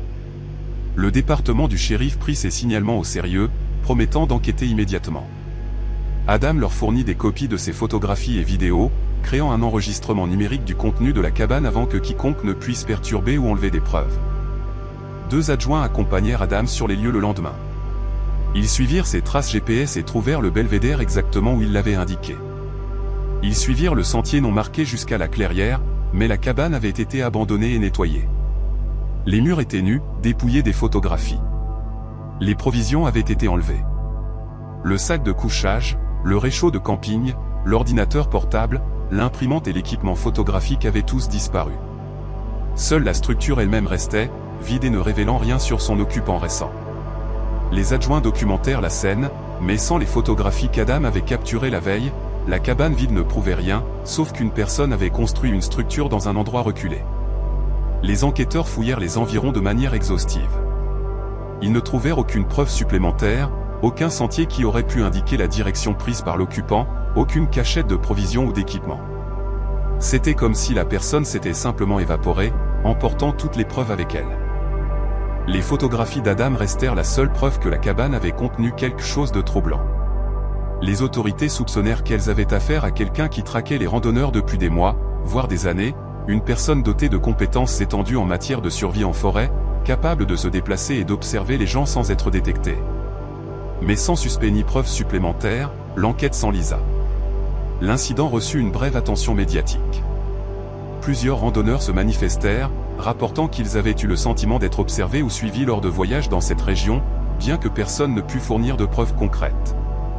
Les organisations de sentiers augmentèrent les patrouilles dans la zone et affichèrent des avertissements encourageant les randonneurs à signaler immédiatement toute activité suspecte, mais la personne qui avait occupé cette cabane ne fut jamais identifiée ni appréhendée. Adam termina son projet photographique, mais les images lui semblaient souillées par son expérience. Il ne pouvait plus regarder des photographies de randonneurs solitaires sans se demander qui pouvait les observer depuis la lisière des arbres. Il ne pouvait plus apprécier l'isolement qu'il avait autrefois recherché, sachant que la solitude pouvait rendre les gens vulnérables à ceux ayant des intentions prédatrices. Il continue de photographier des zones sauvages, mais jamais seul désormais, et jamais sans informer plusieurs personnes de son emplacement exact et de son heure de retour prévue. La cabane et son mur d'images volées le hantent encore, un rappel que la nature sauvage dissimule non seulement une beauté naturelle, mais aussi une obscurité humaine, et que les observateurs marchent parfois parmi ceux qui cherchent la solitude dans les forêts d'Amérique. Sadie Montgomery avait toujours trouvé du réconfort dans la randonnée, particulièrement pendant les saisons plus calmes lorsque les sentiers voyaient moins de visiteurs et que le monde naturel semblait plus accessible à ceux prêts à braver des conditions moins hospitalières. À 29 ans, elle travaillait comme infirmière dans un service d'urgence très fréquenté à Charlotte, en Caroline du Nord, et les exigences physiques et émotionnelles de sa profession la faisaient aspirer au silence thérapeutique de la nature sauvage. Elle planifiait ses excursions de randonnée avec soin autour de son emploi du temps de travail rotatif, choisissant souvent des week-ends en fin d'automne ou au début du printemps, lorsque la plupart des randonneurs récréatifs restaient chez eux. Elle appréciait la solitude que ces excursions hors saison offraient, et elle s'était forgé une réputation parmi ses compagnons de randonnée comme quelqu'un qui restait calme et compétent même lorsque les conditions devenaient difficiles. Au début du mois de novembre, Sadie planifia une randonnée en solitaire d'un week-end sur une portion du sentier des Appalaches en Caroline du Nord qu'elle n'avait jamais explorée auparavant. Les prévisions annonçaient des températures fraîches et un possible brouillard dans les altitudes plus élevées, mais rien qui ne l'inquiétait, étant donné son expérience et son équipement. Elle commença sa randonnée un samedi matin, garant sa voiture à un point de départ du sentier et organisant un service de navette pour la récupérer à un endroit différent le dimanche après-midi. Cette approche lui permettait de couvrir environ 40 km de sentier sans avoir à revenir sur ses pas, maximisant ainsi son temps limité de congé. La première journée se déroula normalement. Sadie maintint un rythme régulier, profitant du paysage de fin d'automne avec ses arbres dénudés et ses rares taches de feuillage persistant. Elle ne croisa aucun autre randonneur, ce qui ne la surprit pas, étant donné la saison et le caractère relativement reculé de cette section du sentier. Elle atteignit l'abri prévu en fin d'après-midi, le trouvant vide comme elle s'y attendait. Elle accomplit sa routine du soir efficacement, filtrant de l'eau et préparant le dîner avant la tombée de la nuit. La température chuta considérablement après le coucher du soleil, et Sadie pouvait voir sa respiration dans le faisceau de sa lampe frontale alors qu'elle organisait sa zone de couchage. Elle s'endormit en écoutant le vent traversant les branches nues au-dessus de l'abri, un son qui la réconfortait habituellement, mais qui lui semblait étrangement plus insistant que d'habitude. Elle se réveilla le dimanche matin pour découvrir que le brouillard s'était installé dans les montagnes pendant la nuit. L'abri se trouvait dans un vide gris, la visibilité réduite à peut-être 10 ou 15 mètres dans n'importe quelle direction. Sadie consulta sa montre et vit qu'elle avait dormi plus tard que prévu, déjà plus de 7 heures du matin. Elle avait prévu de commencer à randonner à 6 heures pour s'assurer d'atteindre son point de rendez-vous avec du temps à revendre, mais le sommeil supplémentaire avait entamé sa marge de manœuvre. Elle mangea rapidement un petit déjeuner et fit ses bagages, décidant de continuer malgré le brouillard plutôt que d'attendre que les conditions s'améliorent. La météo n'avait pas prévu un brouillard aussi dense, et elle n'avait aucun moyen de savoir quand ou si celui-ci se lèverait. Sadie commença à randonner vers le sud, suivant les marques blanches qui indiquaient le sentier des Appalaches. Dans des conditions normales, ces rectangles peints sur les arbres offraient une orientation claire, visible à des distances considérables et espacée suffisamment pour que les randonneurs puissent toujours voir la marque suivante avant d'atteindre celle en cours. Mais dans le brouillard, la visibilité était si limitée que Sadie ne pouvait souvent pas voir la marque suivante jusqu'à ce qu'elle se tienne directement sous la marque actuelle. Cela l'obligeait à avancer lentement et prudemment, s'arrêtant fréquemment pour s'assurer qu'elle n'avait pas manqué un virage ou dévié du sentier établi. Ce qui aurait dû être une randonnée matinale simple devint un exercice de navigation et de patience. Après avoir randonné pendant environ 1 heure, Sadie commença à entendre des voix dans le brouillard devant elle. Les sons étaient étouffés et indistincts, mais ils semblaient clairement être une conversation humaine plutôt que des sons naturels de la forêt. Elle ressentit un mélange de soulagement et de prudence. D'autres randonneurs signifiaient de la compagnie et une assistance potentielle si elle avait des questions de navigation. Mais rencontrer des inconnus dans une visibilité aussi limitée comportait également une incertitude inhérente. Elle appela, annonçant sa présence et demandant si quelqu'un était là. Sa voix sonna plate et étrange dans le brouillard, absorbée presque immédiatement par l'air lourd. Elle ne reçut aucune réponse, mais les voix continuèrent leur conversation étouffée. Sadie accéléra le pas, s'attendant à rattraper les autres randonneurs en quelques minutes. Mais malgré une marche régulière vers l'avant, elle ne semblait jamais se rapprocher des voix.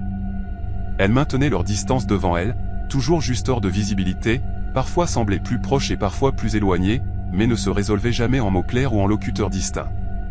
Après 30 minutes à suivre ces voix fantomatiques, Sadie s'arrêta et appela à nouveau, plus fort et plus insistant. À nouveau, aucune réponse.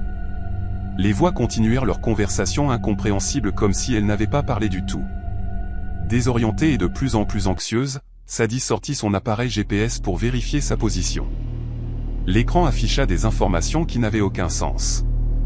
Selon le GPS, elle se trouvait à plus de 5 km à l'est de l'endroit où elle aurait dû être, bien loin du sentier des Appalaches, dans une zone de forêt non marquée.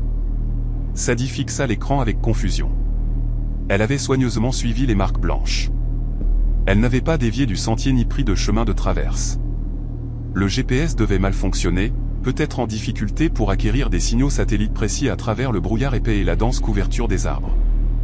Elle éteignit l'appareil et le ralluma, espérant qu'une réinitialisation résoudrait le problème.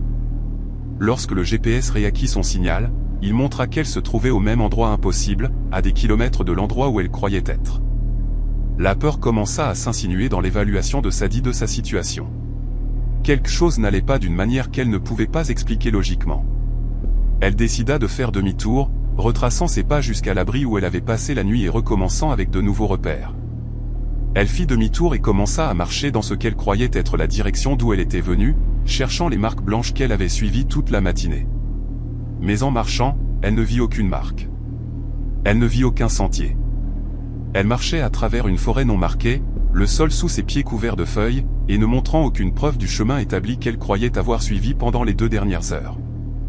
Sadie s'arrêta, se forçant à respirer lentement et à évaluer la situation de manière rationnelle. Elle était perdue, bien qu'elle ne puisse pas comprendre comment cela était arrivé.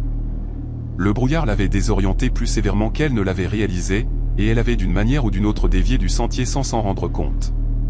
Les voix qu'elle avait suivies n'étaient pas celles d'autres randonneurs, mais un phénomène acoustique créé par le brouillard.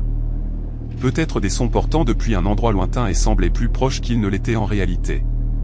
Elle devait retrouver le sentier, et la manière la plus fiable de le faire était d'utiliser sa boussole et son GPS pour naviguer vers un point connu. Elle sortit sa carte topographique et tenta de faire correspondre le terrain autour d'elle avec les caractéristiques représentées sur le papier. Rien ne semblait correspondre. Le GPS continuait d'insister sur le fait qu'elle était à des kilomètres du sentier, ce qui semblait impossible étant donné le temps limité qu'elle avait marché.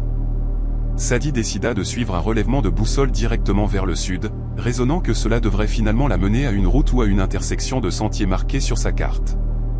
Elle commença à marcher à travers la forêt, ne suivant plus aucun sentier, mais naviguant uniquement à la boussole. Alors que Sadie marchait, elle devint consciente que les voix étaient revenues. Elles ne semblaient plus venir de devant elle, mais plutôt de toutes parts, l'entourant dans le brouillard. Parfois, elles semblaient très proches, comme si quelqu'un marchait juste à côté d'elle. Lorsqu'elle s'arrêtait de bouger, elle s'arrêtait aussi. Lorsqu'elle reprenait sa marche, elle recommençait, maintenant une synchronisation parfaite avec son propre rythme. La réalisation que les pas correspondaient exactement à ses mouvements envoya un frisson à travers son corps qui n'avait rien à voir avec le froid de novembre. Sadie commença à marcher plus vite, poussant à travers le brouillard avec un désespoir croissant. Elle vérifia sa boussole de manière obsessionnelle, s'assurant qu'elle maintenait son cap vers le sud. Le temps devint difficile à évaluer dans le monde gris sans caractéristiques. Elle n'avait aucun repère visuel, aucun sens de la distance parcourue, seulement la progression mécanique de placer un pied devant l'autre tandis que des présences invisibles bougeaient à côté d'elle en rythme parfait. Elle se surprit à lutter contre la panique, se rappelant que la panique menait à de mauvaises décisions, et que les mauvaises décisions menaient au désastre dans les situations de survie en pleine nature. Elle marcha pendant ce qui lui sembla des heures, bien que la vérification de sa montre montra que seulement 45 minutes s'étaient écoulées depuis qu'elle avait décidé d'abandonner la recherche du sentier et de naviguer uniquement à la boussole. Le brouillard ne montrait aucun signe de levée.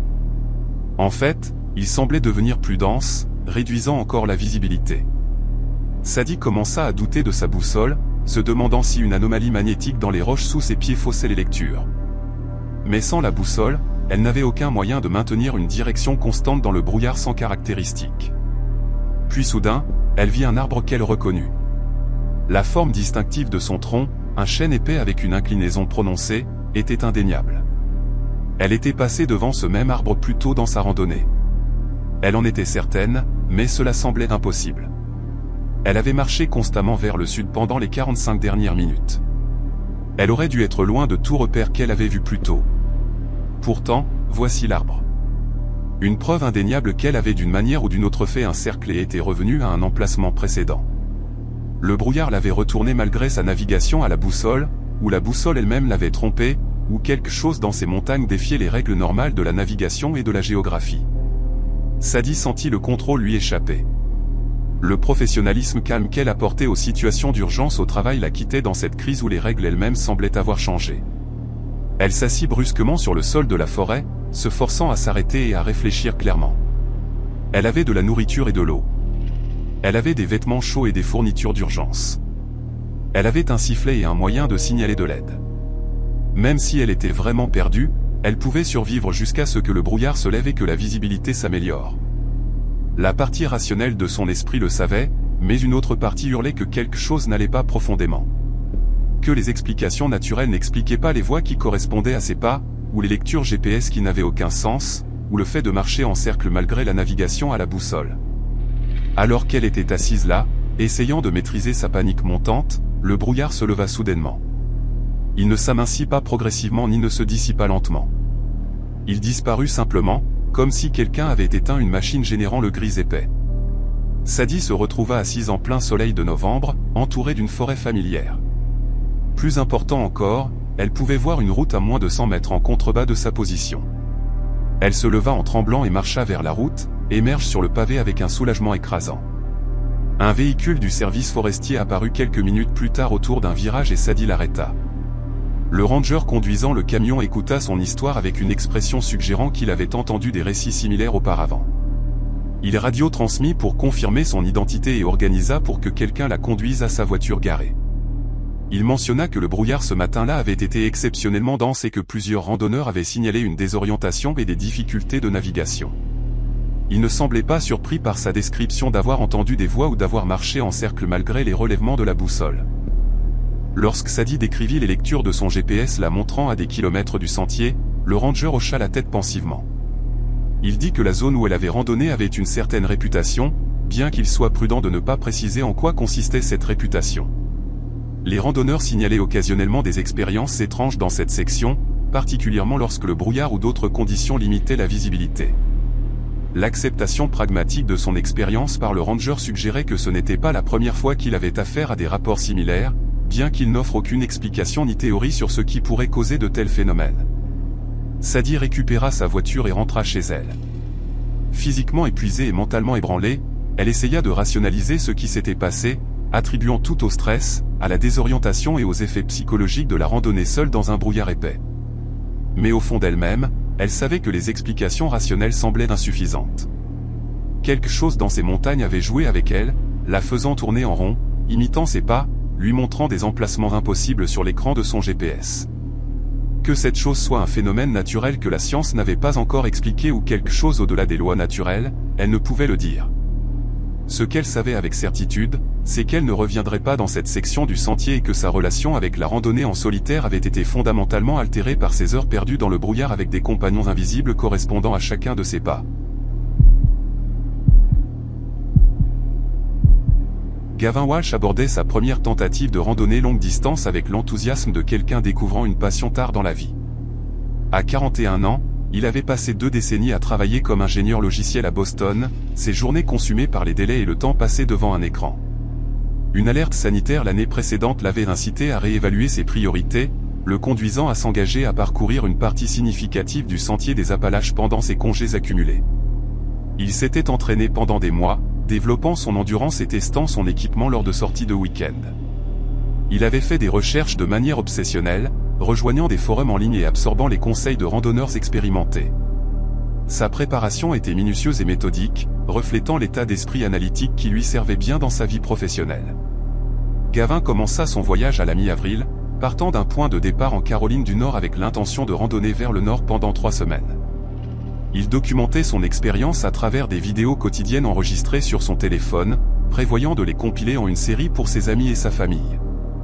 Les premières vidéos montraient un homme découvrant les joies et les défis de la vie sur le sentier avec une sincérité attachante. Il parlait d'ampoules et du poids de son sac, de la gentillesse des autres randonneurs, des levers de soleil vus depuis les crêtes des montagnes. Son enthousiasme était authentique et contagieux, et les membres de sa famille qui regardèrent ces vidéos plus tard se souviendraient de son bonheur apparent pendant ses premiers jours sur le sentier. La première semaine se déroula sans incident. Gavin s'adapta aux exigences physiques plus rapidement qu'il ne l'avait prévu, ses mois d'entraînement portant leurs fruits. Il rencontra d'autres randonneurs et noua les amitiés éphémères que la vie sur le sentier encourageait, partageant des camps et des repas avec des personnes dont il ne connaissait jamais les noms de famille mais dont les noms de sentiers devenaient familiers. Il fit face aux défis typiques d'un randonneur novice sur de longues distances, mais les gérait avec humour et détermination. Ces vidéos de cette période montraient un homme pleinement engagé dans l'expérience, quelqu'un qui avait trouvé quelque chose de significatif dans la simplicité de la marche à travers la nature sauvage. Le 8e jour, l'attitude de Gavin dans sa vidéo du soir changea de manière notable. Il enregistra la vidéo depuis un abri où il s'était arrêté pour la nuit. Bien qu'il maintint sa gaieté habituelle, quelque chose dans son expression suggérait un malaise. Il mentionna s'être senti observé tout au long de l'après-midi, une sensation qu'il attribua au fait d'être seul sur une section particulièrement isolée du sentier.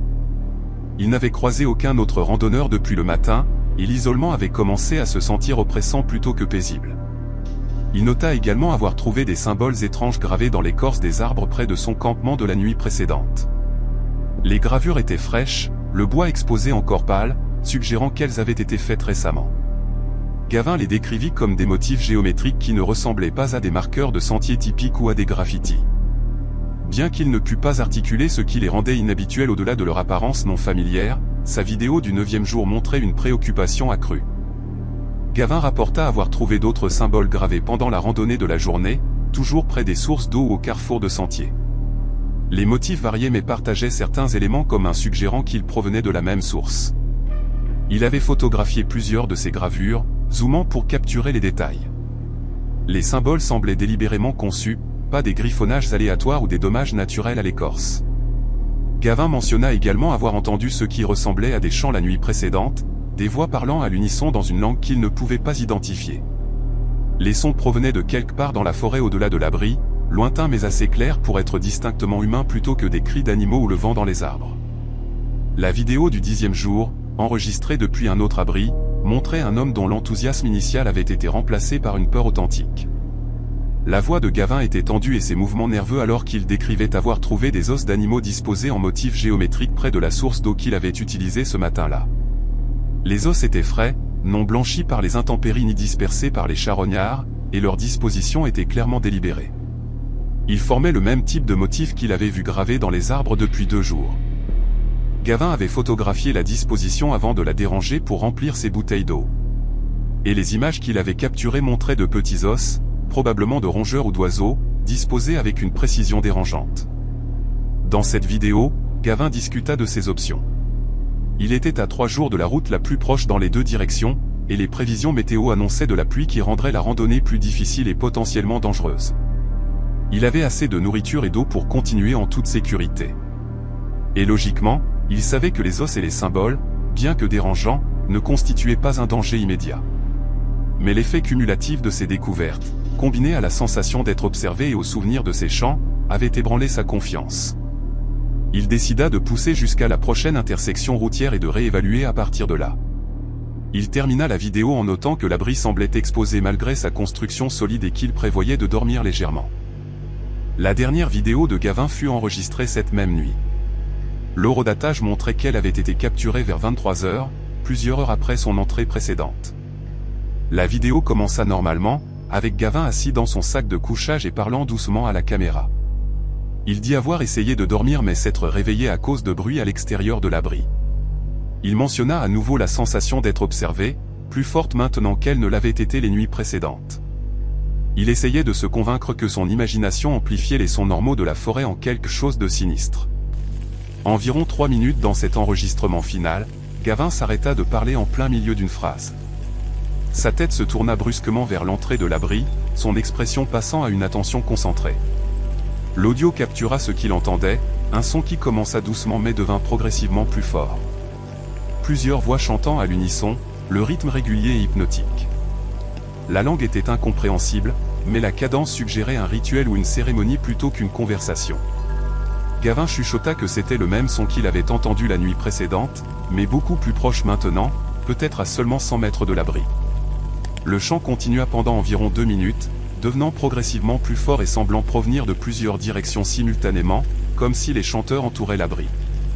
La respiration de Gavin devint rapide et superficielle, clairement audible sur l'enregistrement. Il attrapa ses bâtons de randonnée, les tenant comme des armes improvisées tout en gardant la caméra pointée vers l'entrée de l'abri. Puis soudainement, le chant s'arrêta. Le silence remplit l'enregistrement, rompu seulement par la respiration haletante de Gavin et les sons ambiants de la forêt nocturne. La vidéo devint soudainement noire, accompagnée d'un bruit sourd étouffé, comme si Gavin avait laissé tomber son téléphone. L'audio continua d'enregistrer. Il y avait des sons de mouvement rapide, la respiration laborieuse de Gavin, et ce qui aurait pu être des branches cassant ou des rochers déplacés. Ces sons continuèrent pendant environ 45 secondes avant de s'éteindre. L'enregistrement continua pendant 20 minutes supplémentaires, capturant seulement les sons typiques d'une forêt la nuit avant que la batterie du téléphone ne s'épuise enfin. Lorsque Gavin ne se présenta pas au rendez-vous prévu avec sa sœur le 11e jour, elle contacta immédiatement les autorités du sentier. Sa dernière position connue était l'abri où il avait enregistré ses dernières vidéos. Les rangers atteignirent cet endroit et trouvèrent le sac à dos de Gavin, son sac de couchage et tout son équipement exactement là où il les avait laissés. Ses bottes se trouvaient près de la plateforme de couchage. Ses bouteilles d'eau et son sac de nourriture étaient correctement accrochés au câble à ours. Tout suggérait un randonneur qui s'était simplement levé et était parti de son équipement au milieu de la nuit, n'emportant rien avec lui sauf peut-être son téléphone. Les recherches qui suivirent furent extensives et bien organisées. Les rangers et les bénévoles peignèrent la zone entourant l'abri, élargissant leur rayon de recherche avec chaque jour qui passait. Des chiens renifleurs suivirent la piste de Gavin depuis l'abri dans la forêt, mais perdirent la trace après environ 400 mètres dans une zone où le terrain devenait particulièrement accidenté et rocheux. Des hélicoptères équipés d'imagerie thermique survolèrent la zone de recherche en quadrillage. D'autres randonneurs qui avaient été dans la région pendant la période pertinente furent interrogés, mais aucun ne rapporta avoir vu Gavin ou quoi que ce soit d'inhabituel. 3 mois après la disparition de Gavin, un randonneur de section trouva son téléphone posé sur un rocher à environ 16 km de l'abri où il avait été vu pour la dernière fois. L'emplacement était un terrain difficile, loin de tout sentier établi. Le téléphone était éteint mais intact, et les techniciens médico-légaux purent extraire les fichiers vidéo et audio qu'il contenait. Ces enregistrements fournirent une chronologie des derniers jours de Gavin, mais aucune explication claire de ce qui lui était arrivé. Les images qu'il avait capturées de symboles gravés et d'os disposés furent améliorées et analysées. Des experts dans divers domaines les examinèrent, cherchant des liens avec des pratiques ou des groupes connus. Aucune identification définitive ne fut faite, bien que plusieurs chercheurs notèrent des similitudes avec des symboles associés à diverses traditions de magie populaire. Son portefeuille et ses papiers d'identité furent trouvés avec le téléphone, soigneusement placés plutôt que dispersés ou abandonnés. Aucune autre trace de Gavin ne fut jamais localisée malgré les recherches continues et les appels à l'information. L'affaire reste ouverte, et la famille de Gavin continue de chercher des réponses. Les enregistrements vidéo ne furent pas rendus publics, restant en la possession des enquêteurs, mais leur existence a alimenté les spéculations et les théories sur ce qui aurait pu arriver à Gavin pendant ces dernières heures. Certains suggèrent qu'il a subi une rupture psychologique provoquée par l'isolement et le stress. D'autres pointent vers les preuves d'une autre présence humaine dans la zone, comme indiqué par les gravures et les dispositions d'os. D'autres encore notent que les circonstances résistent à une explication conventionnelle et peuvent ne jamais être pleinement comprises. L'abri où Gavin a passé sa dernière nuit reste en usage, bien que certains randonneurs choisissent de l'éviter après avoir appris son histoire. Les rangers ont enquêté sur des rapports d'activités inhabituelles dans cette zone, mais n'ont rien trouvé suggérant des menaces continues pour la sécurité des randonneurs. Les symboles gravés que Gavin a documentés n'ont pas été signalés par d'autres randonneurs, suggérant qu'ils ont soit été enlevés, soit recouverts par la croissance naturelle de la forêt. L'affaire est devenue une partie du folklore du sentier des Appalaches, cité dans les discussions sur la sécurité de la randonnée en solitaire et les mystères qui se produisent parfois dans les zones sauvages reculées. La famille de Gavin a établi un petit mémorial au point de départ du sentier où il avait commencé son voyage, un endroit où ceux qui le connaissaient peuvent se souvenir de l'enthousiasme et du courage qu'il a montré en poursuivant ce rêve, même si cela l'a conduit à des circonstances qui restent inexpliquées et tragiques.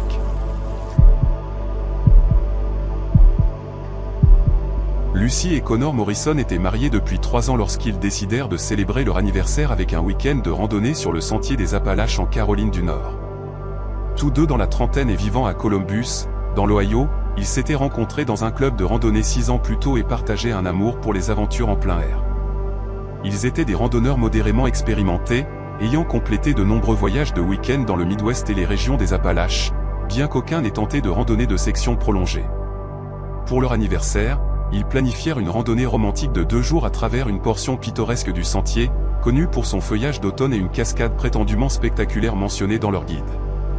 Ils commencèrent leur randonnée un vendredi après-midi à la mi-octobre, garèrent leur voiture à un point de départ bien marqué et partirent de bonne humeur.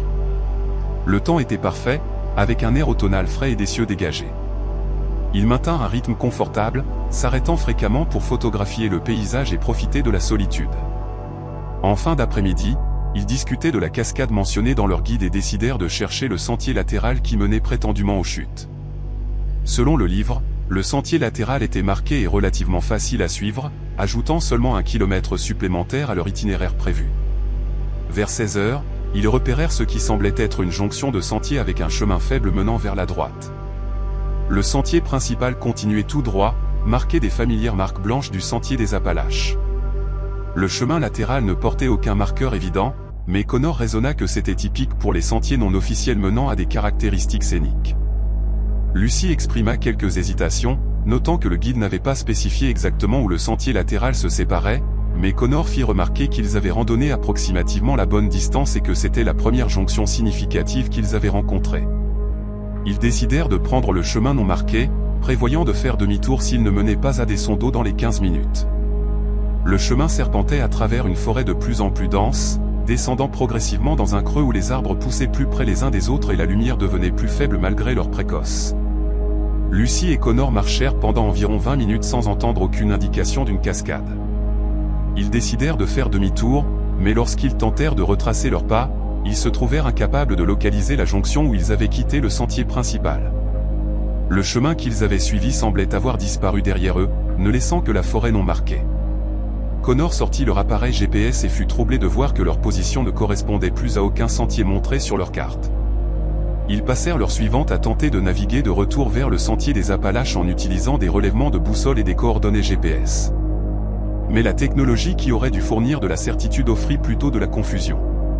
Leur GPS les montrait marchant en cercle malgré leurs efforts pour maintenir des directions constantes. Leur lecture de boussole semblait erratique, oscillant entre des relèvements sans l'interférence magnétique qui aurait pu expliquer un tel comportement. Alors que le soleil commença à descendre vers l'horizon, ils reconnurent qu'ils étaient véritablement perdus et devaient prioriser la recherche d'un abri pour la nuit plutôt que de continuer à errer dans un terrain inconnu. Connor repéra ce qui semblait être des structures à travers les arbres devant eux. En s'approchant, ils découvrirent une ferme abandonnée composée de plusieurs bâtiments disposés autour d'une petite clairière. Les structures étaient anciennes mais pas antiques, construites en bois de sciage brut qui avait grisonné avec le temps. Le plus grand bâtiment semblait être une cabane avec un porche couvert. De plus petits bâtiments annexes, qui auraient pu être des abris de stockage ou des abris pour animaux, la flanquaient. L'ensemble du site avait une qualité troublante d'être figé dans le temps, comme si les occupants avaient simplement quitté les lieux un jour et n'étaient jamais revenus. Ils s'approchèrent prudemment, appelant pour s'assurer que personne n'était présent. Le silence qui les accueillit se sentit oppressant d'une manière qui n'avait rien à voir avec l'absence de réponse. Lucy voulait continuer à chercher le sentier, même dans l'obscurité. Mais Connor fit remarquer que randonner de nuit dans un terrain inconnu était dangereux, et que la ferme offrait un abri contre le froid qui descendrait une fois le soleil complètement couché. Ils choisirent la cabane principale, testant les marches du porche avec soin avant d'entrer par une porte qui pendait légèrement de travers dans son cadre. L'intérieur consistait en une seule grande pièce avec des preuves d'habitation précédente. Un poêle en fonte rouillée se trouvait dans un coin. Des étagères bordaient un mur, vide à l'exception d'une épaisse couche de poussière. Une table en bois avec 2 chaises occupait le centre de la pièce. Le plus dérangeant étaient les fenêtres, qui étaient couvertes de l'intérieur avec ce qui semblait être de vieux journaux et du carton, bloquant toute vue vers l'intérieur ou l'extérieur. Connor suggéra d'enlever cette couverture pour laisser entrer la lumière du jour restante. Mais lorsqu'il essaya de retirer le papier, il découvrit qu'il avait été fixé avec des dizaines de clous enfoncés dans le cadre de la fenêtre avec une force excessive. Ils installèrent leur sac de couchage sur le sol le plus éloigné de la porte, mangèrent un dîner froid de leur sac, et essayèrent de s'installer pour la nuit. Aucun des deux ne se sentit assez à l'aise pour dormir profondément. Ils prirent des tours de garde, bien que ni l'un ni l'autre ne pût articuler ce qu'ils surveillaient. Vers minuit, Lucie chuchota avec urgence à Connor, le réveillant d'une légère sieste. Elle dit avoir entendu des mouvements dans les autres bâtiments, des portes grinçant en s'ouvrant et en se fermant, des pas traversant des planchers en bois. Connor écouta et entendit ce qu'elle décrivait, des sons suggérant une activité humaine dans des structures qui avaient semblé complètement abandonnées quelques heures plus tôt. Les sons continuèrent de manière intermittente tout au long de la nuit, des portes s'ouvrant et se fermant, des pas, des objets étant traînés ou déplacés. Pourtant, chaque fois que le son s'arrêtait assez longtemps pour qu'ils envisagent d'enquêter, le silence se sentait encore plus menaçant que l'activité. Ils restèrent dans le bâtiment qu'ils avaient choisi, blottis dans leur sac de couchage avec leurs lampes frontales et leurs couteaux à portée de main, attendant désespérément l'aube. Alors que la première lumière grise du matin commença à filtrer à travers les interstices des fenêtres couvertes, Connor décida qu'il devait comprendre ce qui avait fait ces sons. Il laissa Lucie dans la cabane et vérifia rapidement les autres bâtiments, les trouvant tous vides et ne montrant aucun signe d'utilisation récente. Il revint pour le rapporter à Lucie et ensemble, ils examinèrent l'intérieur de la cabane plus attentivement dans la lumière croissante. C'est alors qu'ils trouvèrent les photographies derrière le poêle en fonte, partiellement cachées par la rouille et l'ombre. Connor découvrit une pile de photographies Polaroid maintenues ensemble par un élastique. Les images montraient la ferme sous divers angles et à différents moments de la journée. Certaines semblaient être une documentation de la propriété, tandis que d'autres avaient une intention plus artistique, mais les dernières photographies de la pile montraient Lucie et Connor eux-mêmes, capturés la veille au soir alors qu'ils approchaient de la clairière. Une image les montrait debout sur le porche de la cabane. Une autre les montrait entrant dans le bâtiment. Les photographies avaient été prises de l'extérieur, depuis des positions suggérant que le photographe les avait observées depuis leur arrivée. Ils s'enfuirent immédiatement, ne s'arrêtant pas pour faire leur sac de couchage ou organiser leurs affaires. Ils coururent depuis la ferme dans la direction que Connor croyait être le nord, basée sur la position du lever du soleil. La panique pure les poussa à travers la forêt, les branches griffant leurs visages et leurs bras, leurs sacs rebondissant douloureusement contre leur dos. Ils coururent jusqu'à ce que l'épuisement les force à ralentir. Puis ils marchèrent aussi rapidement que le terrain le permettait, regardant constamment derrière eux pour des signes de poursuite. Après ce qui leur sembla des heures, mais que leurs montres montrèrent être environ 90 minutes, ils trébuchèrent sur le sentier des Appalaches. Les familières marques blanches semblaient être un salut. Ils randonnèrent rapidement vers le nord jusqu'à ce qu'ils atteignent un croisement de route où ils utilisèrent leur téléphone portable pour appeler quelqu'un pour les récupérer, plutôt que de continuer vers leur destination prévue. Ils dirent à l'ami qui les récupéra seulement qu'ils s'étaient perdus et voulaient rentrer chez eux, ne mentionnant pas la ferme ni ce qu'ils y avaient trouvé. Ils signalèrent l'emplacement aux autorités à leur retour dans l'Ohio, fournissant des coordonnées GPS et une description de la ferme et des photographies. Les rangers enquêtèrent mais trouvèrent l'emplacement complètement vide. Le bâtiment se tenait comme Lucie et Connor l'avaient décrit, mais aucune photographie ne fut découverte. Aucune preuve ne suggérait une habitation récente. Les structures furent documentées comme une propriété abandonnée sur des terres du service forestier, des vestiges d'une époque antérieure où des personnes avaient tenté de se tailler une vie dans ces montagnes reculées avant que les difficultés économiques ou l'isolement ne les chassent. Lucie et Connor n'apprirent jamais qui avait pris ces photographies ni pourquoi. Ils ne découvrirent jamais si quelqu'un vivait dans cette ferme de manière permanente ou la visitait périodiquement.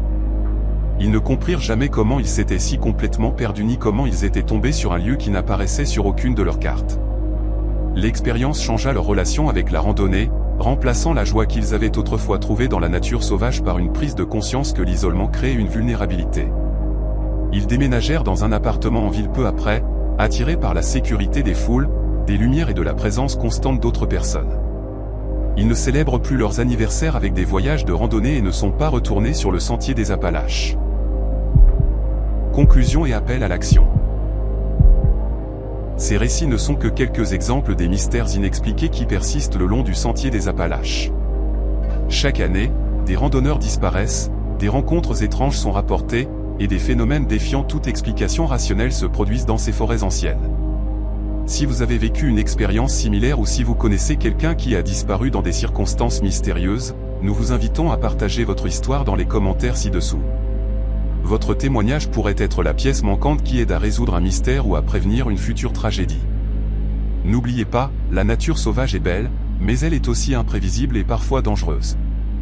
Restez vigilants, faites confiance à vos instincts, et ne sous-estimez jamais les mystères qui peuvent se cacher au-delà de la lisière de la forêt. Abonnez-vous à Monsieur Mystique pour plus d'histoires terrifiantes basées sur des faits réels, et activez la cloche des notifications pour ne jamais manquer nos prochaines explorations des rencontres documentées avec l'inconnu. Avez-vous déjà vécu une expérience inexpliquée en pleine nature? Si oui, comment cela a-t-il changé votre perception de la randonnée ou de l'isolement?